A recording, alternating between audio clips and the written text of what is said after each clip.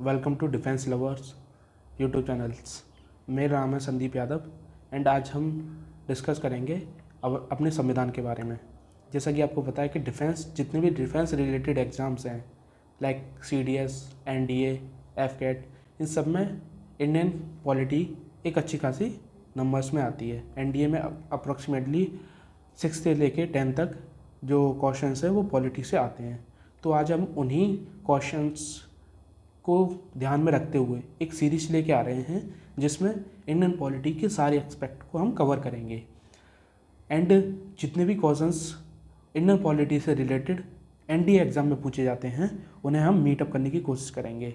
And friends, अगर आपने ये पूरी सीरीज़ अगर देख ली सही से तो I am guaranteeing you that कोई भी जो क्वेश्चन है NDA में इससे बाहर नहीं जाएगा। 90 to 95% जो क्वेश्चंस हैं इंडियन पॉलिटी से वो इस सीरीज़ से ही आने वाले हैं। तो फ्रेंड्स, चलिए शुरू करते हैं इंडियन कॉन्स्टिट्यूशन। लेकिन उससे पहले हम जानते हैं कि कॉन्स्टिट्यूशन होता क्या है। तो कॉन्स्टिट्यूशन जिसे एक ऐसे समझ सकते हैं, अगर हम सिंपली समझना चाहें कि एक सेट ऑफ लॉ है, यानी एक जो एरिया पर्टिकुलर में कोई भी क्षेत्र विशेष में अगर हम वहाँ पर सबके लिए जितने भी वहाँ पर रहने वाले नागरिक हैं उनके लिए अगर हम समान कानून लाते हैं तो उस कानून के अकॉर्डिंग अगर हम उस एरिया को कंट्रोल करते हैं, उसे गवर्न करते हैं, तो उसे वहाँ का कॉन्स्टिट्यूशन कहा जाता है।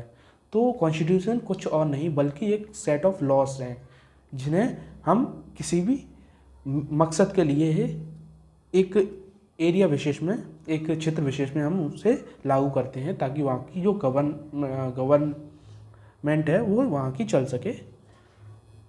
तो सबसे पहले equal laws for every citizen called constitution, यानी सभी जो भी उस क्षेत्र में, चाहे वो एक देश हो सकता है, उस क्षेत्र में रहने वाले जितने भी सिटीजन हैं, तो सिटीजन क्षेत्र में भी रह सकते हैं, राज्य में भी रह सकते हैं। इंडिया के संदर्भ में ये देश के कंट्री के अंदर रहते हैं, उन्हें सिटीजन कहा जाता है। जबकि जो अमेरिकन लॉस हैं उनमें सिटीजन्स दो प्रकार के होते हैं, एक तो कंट्री के अंडर रहने वाले एंड जो राज्य के अंदर। तो वहाँ की जो सिटीजनशिप है वो डबल सिटीजनशिप है, यानी अगर कोई पर्सन मिसिसिपी रहता है तो वो मिसिसिपी का भी सिटीजन होगा एंड वो यूनाइटेड स्टेट ऑफ अमेरिका भी सिटीजन होगा। लेकिन भारत के संदर्भ में ये बात सही नहीं है। भारत के संदर्भ में राज्यों के निवासी होते हैं जबकि जो नागरिक होते हैं वो देश के होते हैं। तो हमने जो अपना कॉन्स्टिट्यूशन है वो ब्रिटेन से लिया है, तो ब्रिटेन में भी सिंगल सिटीजनशिप है, तो हमने सिंगल सिटीजनशिप ही अडॉप्ट की है।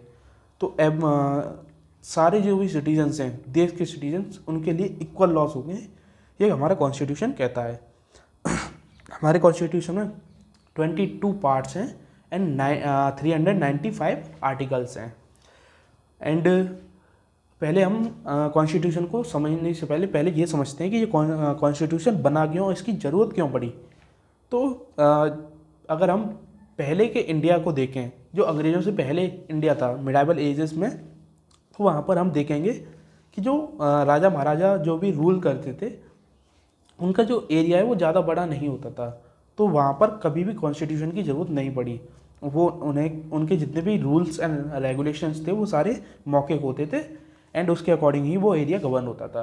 लेकिन जब ब्रिटिश यहाँ पर आए तो उनका मकसद इंडिया पर रूल करना नहीं था।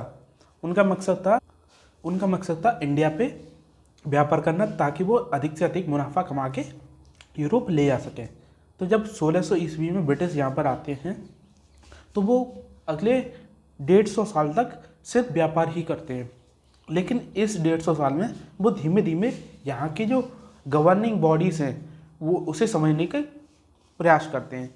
तो उन्हें ये समझ में आता है कि यहाँ पर जो भी गवर्न कर रहा है किसी एरिया को, तो यहाँ पर जो राजा महाराजा उनके बीच में मतभेद बहुत ज़्यादा है, तो उस मतभेद का फ़ायदा उठाकर ये इंडिया के ऊपर रूल कर सकते हैं।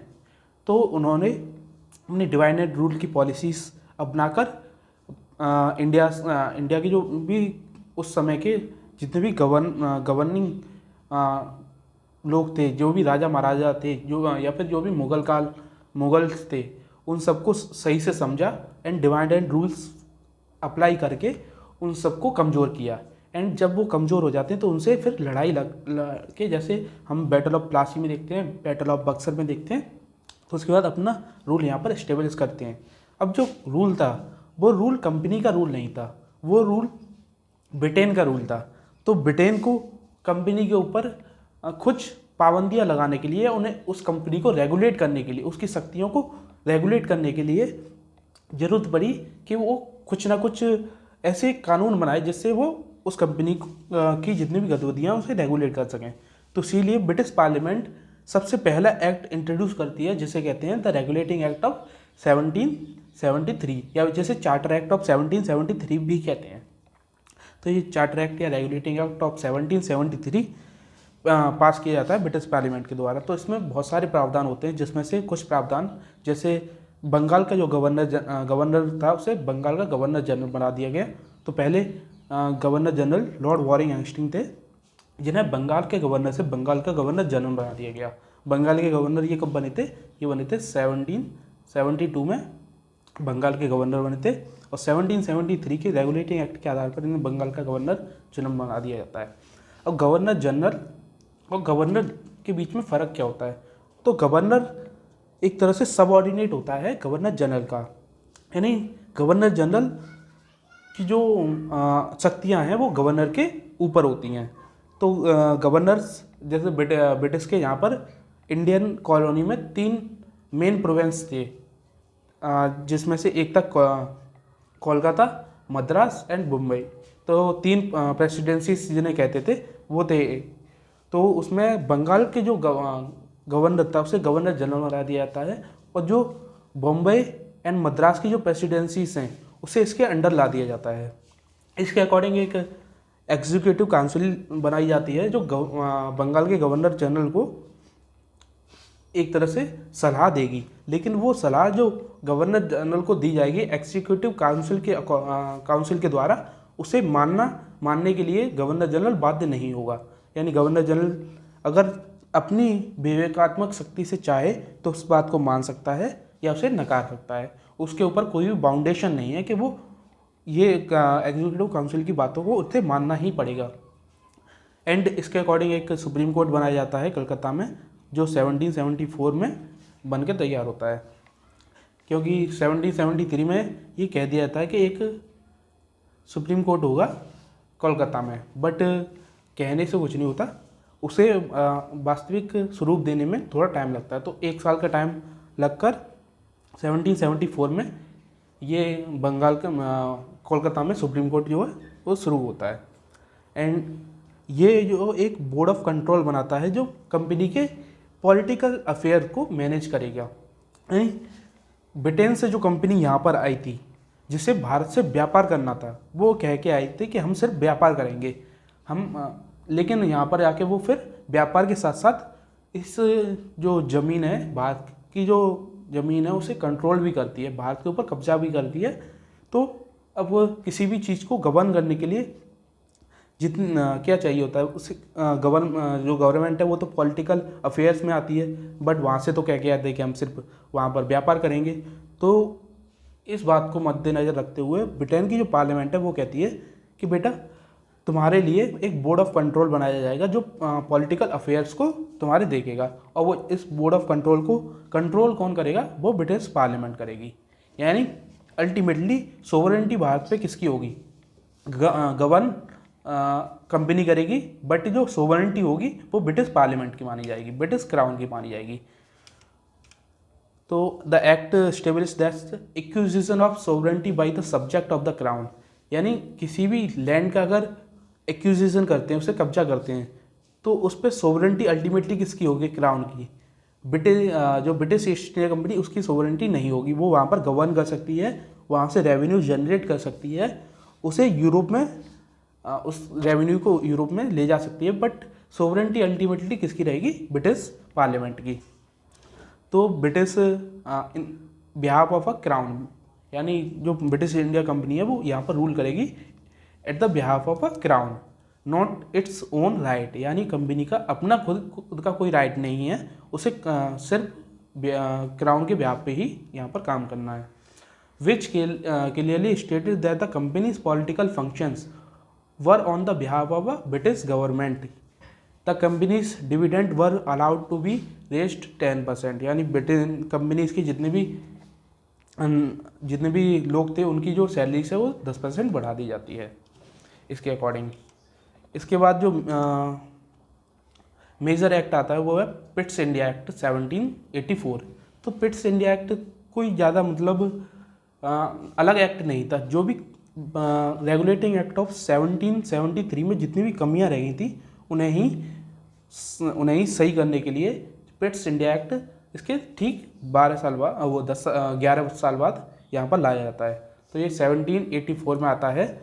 एंड ये जो है पिट्स इंडिया एक्ट के नाम से जाना जाता है, या इसे the east India company act भी कहते हैं।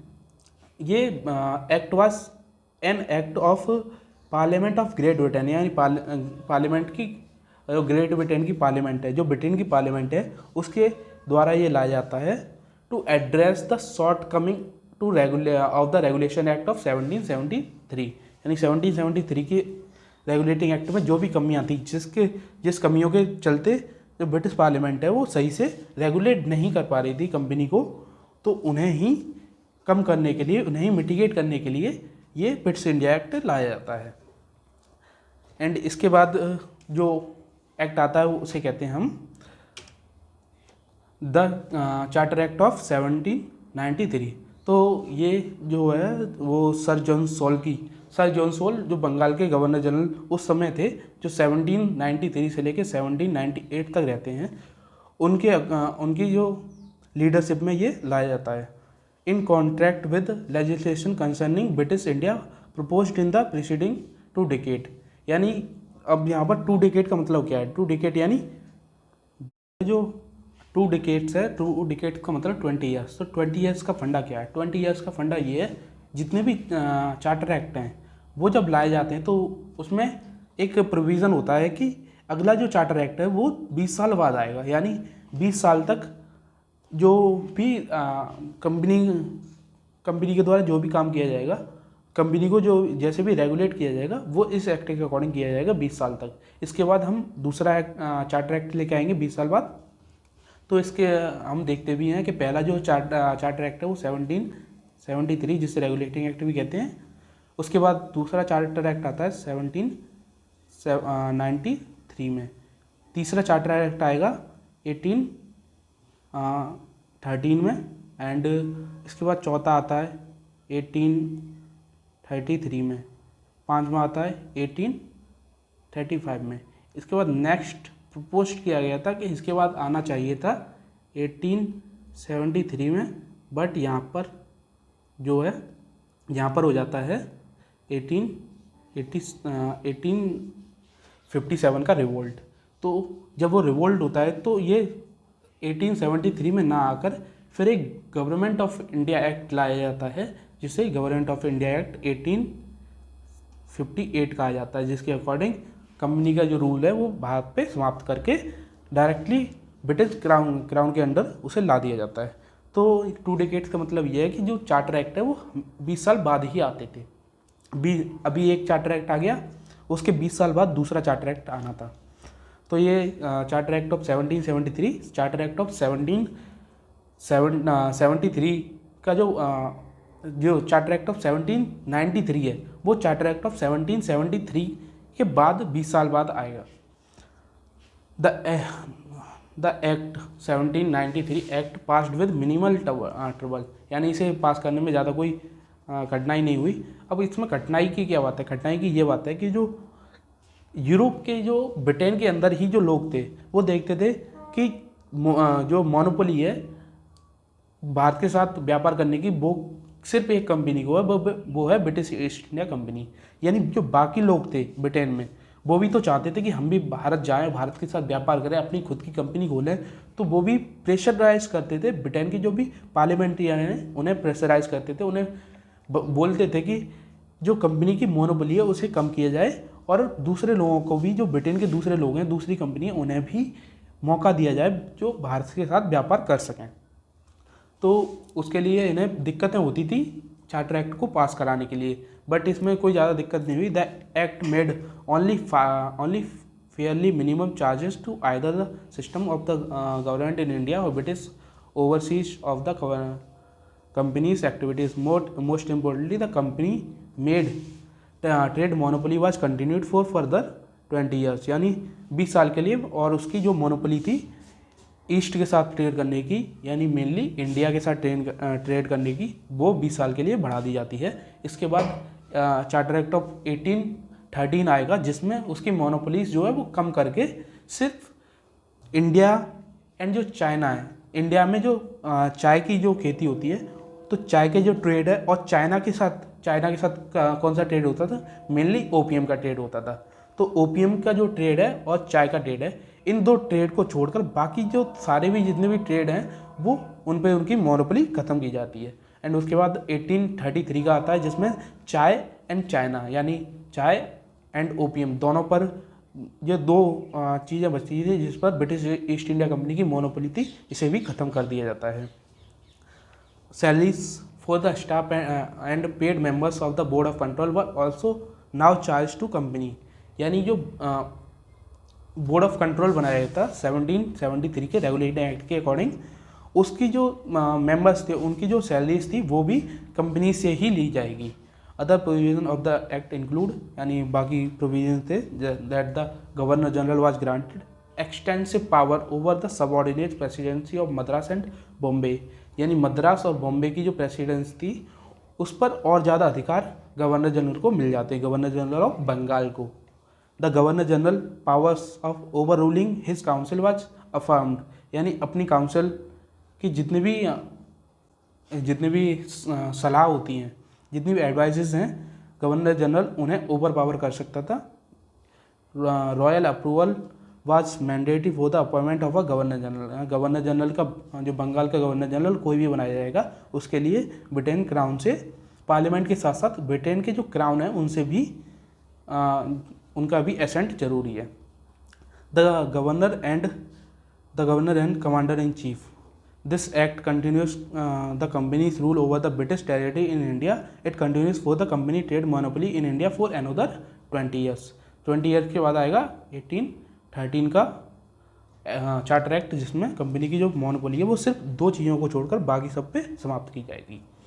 तो आगे जो एक्ट आता है वो charter act of 1813। The East India Company Act, जैसे Charter Act of 1813, also known as Charter Act of 1813, was Act of the British Parliament of the United Kingdom, which renewed the charter issued to the British East India Company and continues the company's rule in India, यानी company का जो rule है वो India में बना रहेगा, लेकिन किसके व्याप पर, क्राउन के व्याप पर। And however the companies commercial monopoly was ended, यानी कमर्शियल जो व्यापार के साथ उसकी मोनोपोली थी, एक जो सिर्फ कंपनी व्यापार कर सकती थी इंडिया एंड चाइना के साथ, वो समाप्त की जाती है। एंड इंडिया के साथ सिर्फ चाय पर एंड चाइना के साथ जो ओपीएम ट्रेड है उस पर इसकी मोनोपोली बरकरार रहती है for another 20 years, except for the tea and opium trade and the trade with China. This reflect the growth of British power in India. The act expressly asserted the crown's sovereignty over British India, allotted 1 lakh rupees and permitted Christian missionaries to propagate English and preach their religion, यानी जो Christian missionaries हैं उन्हें India में Christian जो धर्म है उसके प्रचार प्रसार के लिए बढ़ावा मिलता है, उन्हें अनुमति दे दी जाती है कि आप इंडिया में जो भी ब्रिटिश टेरिटरी है उसमें अपना जो प्रचार प्रसार है मिशनरीज का, क्रिश्चियन धर्म का, वो कर सकते हैं।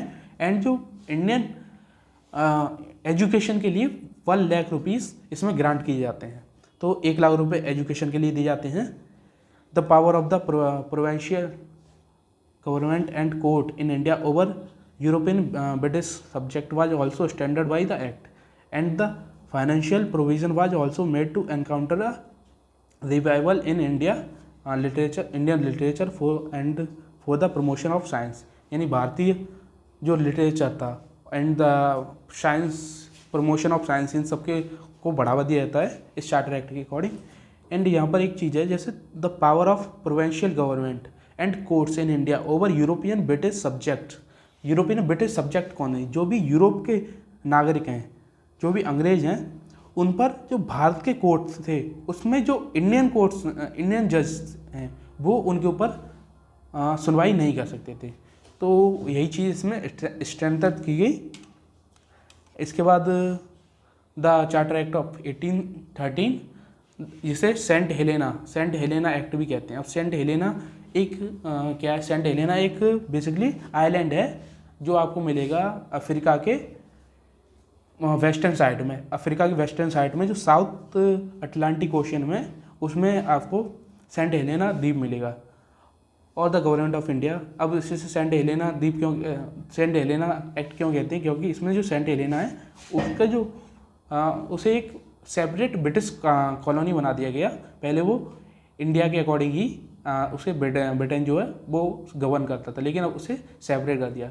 Sometime call the charter act 1833। Charter act क्यों कहते हैं, क्योंकि ये 20 साल बाद आया।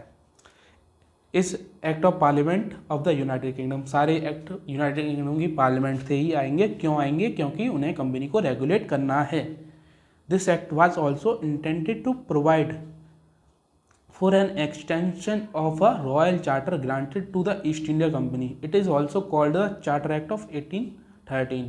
This act extended the charter by 20 years, यानी 20 साल के लिए और भारत के साथ व्यापार करने की अनुमति मिल जाती है, लेकिन इस बार मोनोपोली नहीं होगी, मोनोपोली इस बार समाप्त की जाती है। It considers the following provision. The represented the governor general of Bengal as the governor general of India, यानी गवर्नर जनरल जो बंगाल का होता था उसे गवर्नर जनरल ऑफ इंडिया का टाइटल दे दिया गया। तो पहले लॉर्ड विलियम बेंटिंक थे जिन्हें गवर्नर जनरल ऑफ इंडिया का जो टाइटल है वो 1833 में दिया जाता है। It deprive the governors of Bombay and Madras for their legislative power, यानी जो बॉम्बे और मद्रास के जो गवर्नर्स थे उनकी जो लेजिस्लेटिव पावर थी उन्हें कम कर दिया था। For the first time the governor general's government was known as the government of India, यानी गवर्नर जनरल की जो सरकार थी उसे भारत की सरकार के रूप में मान्यता मिली, और जो गवर्नर जनरल ऑफ बंगाल थे उसे गवर्नर जनरल ऑफ इंडिया कहा गया। And his council as a Indian council, यानी उसकी जो काउंसिल थी उसे इंडियन काउंसिल किया गया, भले ही उसमें कोई भी भारतीय नहीं था बट उसे इंडियन काउंसिल ही कहा गया। The governor general and his executive council were given executive legislative powers for the whole of the British India, यानी गवर्नर जनरल की जो एग्जीक्यूटिव काउंसिल थी और गवर्नर जनरल था उसे लेजिस्लेटिव पावर दिया गया। लेजिस्लेटिव पावर्स क्या होते हैं, कोई भी नया लॉ पास करना है, कहीं पर भी गवर्नमेंट पर कोई भी बदलाव करना है तो वो लेजिस्लेटिव पावर्स के अंडर आता है। तो ये पावर्स दिए गए जो governor general of India and उसकी काउंसिल को, कि वो भारत में कहीं भी जहाँ पर भी ब्रिटिश रूल है उसके जो लॉज हैं उसे ओवर पावर करके अपने लॉज वहाँ पर लगा सकते हैं अगर वो चाहे तो। The end of activity of the British East India Company as a commercial body, यानी ब्रिटिश ईस्ट इंडिया कंपनी अब एक कमर्शियल बॉडी ना रहकर एक पॉलिटिकल बॉडीज हो गई है। Became the purely administrative bodies, in particular the company lost its monopoly on trade with China and other part of far east, यानी फार ईस्ट का मतलब है कि जो भी एशियन में जो भी ईस्ट में आते हैं, एक तो एशियन कॉन्टिनेंट हो गया, उसमें भी जो ईस्ट में आते हैं, ब्रिटेन के अकॉर्डिंग एशिया पहले ही से ईस्ट में, एंड उसके और ज़्यादा ईस्ट में जाओगे तो उसके अकॉर्डिंग फार ईस्ट हो गया। तो फार ईस्ट में कौन कौन आते हैं, वियतनाम, फिलीपींस, लाओस, कंबोडिया, ये सारी जो भी क्षेत्र हैं जिसे फ्रेंच ईस्ट इंडिया कहा जाता था वो भी फार ईस्ट में आते थे। चाइना तो हो गया, चाइना के साथ भी ट्रेड इनका मोनोपोली ख़त्म की गई। It attempted to introduce a system of open competition for the selection of civil servant, यानी सिविल सर्वेंट जो एक तरह से गवर्नमेंट के पिलर्स होते थे। ब्रिटिश ईस्ट इंडिया कंपनी की जो पिलर्स, एक तरह से उनकी जो सोवरेंटी है वो उस लैंड के ऊपर जो करते थे, क्योंकि सिविल सर्वेंट एक गवर्नमेंट के पिलर्स ही होते हैं। तो उनकी जो भर्ती है उसके लिए ओपन कंपटीशन की इसमें प्रावधान थे कि ओपन कंपटीशन किया जाएगा जिसमें भारतीय भी भाग ले सकेंगे। However this provision was neglected after the opposition from the court of director who's continues to hold the privilege of appointing company's official, यानी ये बाद में जो प्रोविज़न है उसे हटा दिया गया या उसे नकार दिया गया, किसके द्वारा? द कोर्ट ऑफ डायरेक्टर्स, यानी डायरेक्टर्स के जो डायरेक्टर्स थे उन्होंने ये जो प्रोविज़न है वो हटा दिया गया बाद में, क्योंकि वो चाहते थे कि कंपनी की जितनी भी ऑफिसर्स हैं, क्योंकि कोर्ट ऑफ डायरेक्टर्स कौन से होते हैं, कोई भी कंपनी होती है उसके लिए बोर्ड ऑफ डायरेक्टर होते हैं जो कंपनी को रेगुलेट करते हैं, उसे गवर्न करते हैं, उसके जितने भी काम हैं उन्हें आगे बढ़ाते हैं। तो ये कोर्ट ऑफ डायरेक्टर्स लगभग बोर्ड ऑफ डायरेक्टर्स जैसा ही है। तो उस समय भी ब्रिटिश ईस्ट इंडिया कंपनी थी क्या, एक कंपनी ही थी जिसे कुछ लोगों ने मिल के बनाया था। तो उसमें भी कोर्ट ऑफ डायरेक्टर्स होते थे, वो ये चीज़ देखते थे कि कंपनी में जो भी बड़े बदलाव करने हैं वो कैसे, और आगे कंपनी को कैसे बढ़ाना है, ये कोर्ट ऑफ डायरेक्टर्स देखते थे। तो कोर्ट ऑफ डायरेक्टर्स ने इसका बहुत ही अपोजिशन किया, बहुत ही विरोध किया कि जितनी कंपनी के जितने भी ऑफिशियल्स हैं उनकी जो भर्ती है वो उनके मर्जी के अकॉर्डिंग ही होनी चाहिए, कोई भी ओपन कंपटीशन इसके लिए नहीं होना चाहिए। बट आगे चलकर जब दूसरा चार्टर एक्ट आता है जिसे चार्टर एक्ट ऑफ 1853 कहते हैं, इसमें ओपन कंपटीशन की बात कही गई और इसमें ओपन कंपटीशन किया भी गया। लेकिन ओपन कंपटीशन कहाँ होगा, भारतीय उसमें पार्टिसिपेट तो कर सकते हैं, लेकिन वो जो एग्ज़ाम है वो कहाँ पर होगा, वो होगा ब्रिटेन में, यानी भारतीय उसमें भाग ले सकता है बट ब्रिटेन जाकर। वो control of island of Saint Helena जो अफ्रीका के वेस्ट में जो एक द्वीप है, ज़्यादातर ज्वालामुखी द्वीप है वो, क्योंकि इन द्वीपों की अहमियत क्या होती है, तो ये एक तरह से ट्रेडिंग पोस्ट के काम में आते हैं, ट्रेडिंग पोस्ट या फिर नेवल बेसिस के काम में आते हैं। तो इसको जो सेंट हेलेना आइलैंड को transfer from East India Company to the crown, यानी ईस्ट इंडिया कंपनी के सोवरेनिटी के अकॉर्डिंग आते थे, लेकिन इसे क्राउन में ट्रांसफ़र कर दिया जाता है, क्राउन को ट्रांसफ़र कर दिया जाता है सेंट हेलेना को, इसलिए इसे सेंट हेलेना एक्ट भी कहते हैं। The act categorically state that no native of Indian should be disable from holding any place office और employment by the reason of his religion. वही है कि ये कहते तो होते कि मतलब किसी को भी ज़्यादा उसके रिलीजन के आधार पर भेदभाव नहीं करेंगे, एंड जो भी उसकी पोस्ट है उससे या एम्प्लॉयमेंट है उसे होल्ड करने से नहीं रोका जाएगा, सिर्फ उसके रिलीजन के पर वो ज़्यादा पोस्ट देते भी नहीं थे इंडियंस को, with exception of section vesting Saint Helena in the monarchy. The act was repealed by government of India act 1915, यानी गवर्नमेंट ऑफ इंडिया एक्ट 1915 के आधार पर इसे वापस ले लिया जाता है इस सेक्शन को। अब इसके बाद जो मेजर एक्ट आता है वो है चार्टर एक्ट ऑफ 1855 और 53। The governor general office the law members 4 होते थे, become a full members with the right to vote. The legislative council which had 6 members now had 20 members, यानी जो लेजिस्लेटिव काउंसिल थी गवर्नर जनरल की उसमें जो 6 members थे उसकी जगह 12 मेंबर्स कर दिए गए, यानी मेंबर्स वहाँ पर मेंबर्स बढ़ा दिए गए। और ये 12 मेंबर्स कौन थे, एक तो गवर्नर जनरल हो गया, एक commander in chief, 4 members of governor general council, यानी गवर्नर जनरल की जो काउंसिल थी उसके 4 मेंबर्स हो गए। चीफ जस्टिस ऑफ कोलकाता, यानी एक हो गया चीफ जस्टिस ऑफ कोलकाता, जो सुप्रीम कोर्ट के चीफ जस्टिस थे कोलकाता में, जो कि बनाया कैसे गया था, वो बनाया था रेगुलेटिंग एक्ट ऑफ 1773 के अकॉर्डिंग, जो 1774 में बन के तैयार हुआ था। उसके जो चीफ जस्टिस हैं वो इसमें लेजिस्लेटिव काउंसिल की बॉडीज़ में होंगी। 1 रेगुलर जज ऑफ सुप्रीम कोर्ट, यानी सुप्रीम कोर्ट के जो रेगुलर जज है एक वो होगा। 4 representative members drawn from among the company servant with at least 10 years of tenure, यानी 10 साल का कंपनी के अंदर जिसने भी काम जिससे काम करते हुए 10 साल हो चुके हैं, कम से कम 10 साल हो चुके हैं कंपनी में काम करते हुए, उन्हें 4 जो है रिप्रेजेंटेटिव सीट दी गई। Appointed by local government of Bengal, Bombay, Madras and north western province. North western province कौन सा है, जो आज का पाकिस्तान के अंदर जो अफगानिस्तान से सीमा लगाता हुआ जो एरिया है उसे ही नॉर्थ वेस्टर्न प्रोविंस कहते हैं। तो ये जो सर्वेंट हैं वो 4 रिप्रेजेंटेटिव सर्वेंट होंगे किसके, गवर्नमेंट ऑफ बंगाल के, मुंबई के, मद्रास के एंड वेस्ट जो नॉर्थ वेस्टर्न प्रोविंस हैं। इन ये जो प्रेसिडेंसीज हैं, ये जो प्रोविंस हैं, उनसे एक एक लिया जाएगा, यानी 4 जो रिप्रेजेंटेटिव हो गए इनके। The governor general code nominate a vice president of the council, यानी गवर्नर जनरल के पास ये अधिकार है कि वो अगर चाहे तो वाइस प्रेसिडेंट बना सकता है। The governor general assent was required for all legislative purpose, यानी जितने भी वहाँ से कानून पारित होंगे, भारत के संदर्भ में जितनी भी चीज़ें होंगी, उसके लिए गवर्नर जनरल का असेंट, गवर्नर जनरल की जो स्वीकृति है वो ज़रूरी है। उसके बिना वो लॉस नहीं रहेंगे। The court of director could create a new presidency और प्रोविंस।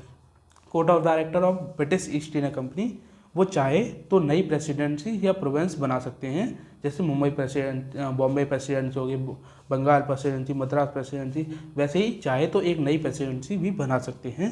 कोई भी नया एरिया अगर कॉन्कर किया है और सिर्फ एक प्रेसिडेंसी के रूप में बनाना चाहते हैं तो बना सकते हैं। This was because the difficulty that were face in administrating the increasingly large Indian territory of Britain. जो ब्रिटेन के बिहार पे जो कंपनी ने टेरिटरी कब्जाई थी भारत में, तो वो टेरिटरी बहुत ज़्यादा थी, तो उसकी जो एडमिनिस्ट्रेशन पर्पज़ है उसमें डिफ़िकल्टीज आ रही थी एडमिनिस्ट्रेशन करने के लिए। अगर जो कंपनी के जो कोड ऑफ डायरेक्टर्स हैं वो चाहें तो नया प्रोविंस बनाकर वहाँ की जो एडमिनिस्ट्रेशन है उसे सेपरेट कर सकते थे। Since 1833 and 1853 to new province of Sindh, यानी एक सिंध का एक पंजाब का 2 प्रोविंस ऐड किए गए। It could also appoint a lieutenant governor for these provinces, जैसे लेफ्टिनेंट अभी के नाम पे होता है ना लेफ्टिनेंट गवर्नर, जैसे LG कहते हैं जिसे, तो सेम मतलब उसी टाइप के जो पावर्स के साथ पहले भी जो कोड ऑफ डायरेक्टर्स थी वो गवर्नर लेफ्टिनेंट गवर्नर भी बना सकती थी। इन 1859 a lieutenant governor was appointed for Punjab. This act also lead to the creation of Assam, Burma and Central Province Burma and Assam। इन सबको क्रिएट करने के किया गया था इस एक्ट के अकॉर्डिंग। इसके बाद द एक्ट और इसके प्रोविजन से the act provided for the appointment of separate governor for Bengal presidency, यानी पहले क्या होता था कि जो बंगाल का जो गवर्नर था वही गवर्नर जनरल ऑफ बंगाल था, वही गवर्नर जनरल ऑफ इंडिया था। लेकिन अब गवर्नर जनरल ऑफ इंडिया जो कि बंगाल का गवर्नर था उसे बंगाल के जो गवर्नर जनरल को बंगाल के गवर्नर जनरल को गवर्नर जनरल ऑफ इंडिया बना दिया गया। लेकिन उसके लिए अब बंगाल के जो गवर्नर बंगाल के भी काम करेगा वो, एंड इंडिया यानी जो मद्रास प्रेसिडेंसी हो गई, मुंबई प्रेसिडेंसी होगी, सिंध होगी, पंजाब होगी, इन सबको भी वो गवर्न करेगा। तो उसके ऊपर वर्कलोड बहुत ज़्यादा है, तो उसके लिए सेपरेट गवर्नर बंगाल के लिए बना दिया जाएगा। It maintain that the governor of Bengal should be different from the governor general who was to head administration of the whole of India, यानी पूरे इंडिया का जो गवर्नर जो एडमिनिस्ट्रेशन संभालेगा गवर्नर जनरल उससे डिफरेंट होना चाहिए, क्योंकि वर्कलोड एक गवर्नर जनरल के ऊपर बहुत ज़्यादा आ जाएगा। The number of board of directors was reduce from 24 to 18, यानी 24 से घटाकर 18 कर दिए जाते हैं बोर्ड ऑफ डायरेक्टर्स को कम कर दिया जाता है। Which 6 people were to nominated by the British crown, यानी जो 6 जो ब्रिटिश क्राउन के द्वारा नॉमिनेट किए जाते थे उन्हें कम कर दिया जाता है। Indian civil service Macaulay committee, यानी मैकेले कमेटी ये इम्पोर्टेंट है कि जो इंडियन सिविल सर्विस थी वो किस कमेटी के रिकमेंडेशन पे उसे ओपन कंपटीशन में किया गया, वो था मैकेले कमेटी। ये किया गया था 1854। गिव इंडिया हर फर्स्ट सिविल सर्विस, यानी भारत में जो सिविल सर्विस की जो एक तरह से जॉब होती है उसके लिए ओपन कंपटीशन मैकेले कमेटी के अकॉर्डिंग किया गया 1854 में। The act remove the right of partner to appoint in civil service held by the court of directors, यानी जो ब्रिटिश ईस्ट इंडिया कंपनी के जो कोर्ट ऑफ डायरेक्टर्स थे उनके पास ये प्रिविलेज होती थी कि वो किसी को भी सिविल सर्विस में इंडक्ट कर सकते हैं, किसी को भी अपॉइंट कर सकते हैं। तो ये अपॉइंटमेंट को कैंसिल कर एक ओपन कंपटीशन रखा गया मैकेले कमेटी के according. The appointment was to be done only by open competition based on merit and was open to all. Open to all means open to all, Indian and British दोनों के लिए ये जो competition है वो on कर दिया गया। बट ये होगा कहाँ पर? ये होगा ब्रिटेन में, यानी डायरेक्टली इनडायरेक्टली सीधे तौर पर ब्रिटेन के जो भी लोग हैं उन्हें प्राथमिकता इसमें साफ नज़र आती है। The report recommend that only the fittest to be selected to the ICS। Fittest to be selected यानी सब जो सबसे मेरिट में सबसे ऊपर आएगा वही सिलेक्ट होगा। लेकिन सबको पता है कि अंग्रेज कितने ज़्यादा बायस थे, वो मेनली इंडियंस को कोई भी अच्छी पोस्ट पे रखना ही नहीं चाहते थे। The government of India act 1858 the company territory in India were to be vested in the queen, यानी जितनी भी कंपनी की टेरिटरी है इंडिया में वो सारी अधीन आ गई कंपनी जो क्वीन है, ब्रिटेन की क्वीन के अकॉर्डिंग आ गई। एंड कंपनी का जो शासन है वो भारत से समाप्त कर दिया था। The company is ceasing to exercise power and control over this territory, यानी इन टेरिटरी के ऊपर कंपनी की कोई भी पावर नहीं रही, कंट्रोल नहीं रहा, वो सारा डायरेक्टली ब्रिटिश क्राउन के ब्रिटिश क्वीन के अंडर आ गया। The act India was to be govern by in the name of queen, यानी रानी के नाम पर, जो महारानी ब्रिटेन की महारानी थी उनके नाम पर इंडिया की गवर्नमेंट चलेगी। The queen's principal secretary of state receive the power and duties of the company's court of director. Companies के जो कोर्ट ऑफ डायरेक्टर थे वो डिसाइड करते थे कि हमें गवर्नमेंट कैसे चलानी है, जो उनके टेरिटरीज थी, जो ऑक्यूपाइड टेरिटरीज थी इंडिया की उसके ऊपर। लेकिन अब वहाँ से भी जो पावर है वो ट्रांसफ़र कर दी जाती है द सेक्रेटरी ऑफ स्टेट को। The council of 15 members was appointed to assist the secretary of state. Secretary of state कहाँ पर? जो ब्रिटेन में बैठा है सेक्रेटरी ऑफ स्टेट, वो उन्हें असिस्ट करने के लिए, उन्हें सलाह देने के लिए एक 15 मेंबर की काउंसिल बनाई जाती है कि वो सेक्रेटरी ऑफ स्टेट को सलाह देगी। For India the council become an advisory body in Indian affairs, यानी पार्लियामेंट में, ब्रिटेन पार्लियामेंट में जितने भी इंडिया से रिलेटेड मुद्दे होंगे उनके लिए एडवाइस कौन करेगा? ये 15 मेंबर्स की committee. For all the communication between Britain and India the secretary of state become the real channel, यानी जो इंडिया है, इंडिया में कौन है? इंडिया में है गवर्नर जनरल का पोस्ट तो इसमें समाप्त कर दिया था वायसरॉय। वायसरॉय जो गवर्नर जनरल का काम था वही वायसरॉय का काम होता है, बस नाम चेंज कर दिया जाता है। गवर्नर जनरल का पोस्ट समाप्त करके वायसरॉय का पद स्थापित कर दिया जाता है। तो वायसरॉय भारत के अंदर है, ब्रिटेन के अंदर है सेक्रेटरी ऑफ स्टेट। तो इन दोनों के बीच में जो भी हॉटलाइन कम्युनिकेशन होगा उसके लिए रियल चैनल कौन सा है? Secretary of state. The secretary of state for India was empowered to send some secret dispatch to India directly without consulting the council, यानी ब्रिटिश जो सेक्रेटरी ऑफ स्टेट था उसे काउंसिल की अनुमति के बिना ही कुछ चीज़ें करने की आज़ादी थी। He was also authorized to constitute special committees for his council. The crown was empowered to appoint a governor general and governor of the presidency. An Indian civil service was to be created under the control of the Secretary of State. Here too all the properties and the other assets of East India Company was transferred to the crown. The crown was assumed the responsibilities of the companies as they related to the treaties, contract and so forth. यानी जो जितनी भी companies की treaties थे, company ने बहुत सारे राजाओं के साथ जैसे सहायक संधि ही कर रखी थी, बहुत सारे जो राजा महाराज थे उसके साथ ट्रीटी कर रखी थी। तो बहुत सारी जो रिस्पॉन्सिबिलिटीज़ है उन ट्रीटीज़ को निभाने की वो सारी ब्रिटिश क्राउन के पास चली जाती है एंड कंपनीज का अस्तित्व समाप्त कर दिया जाता है।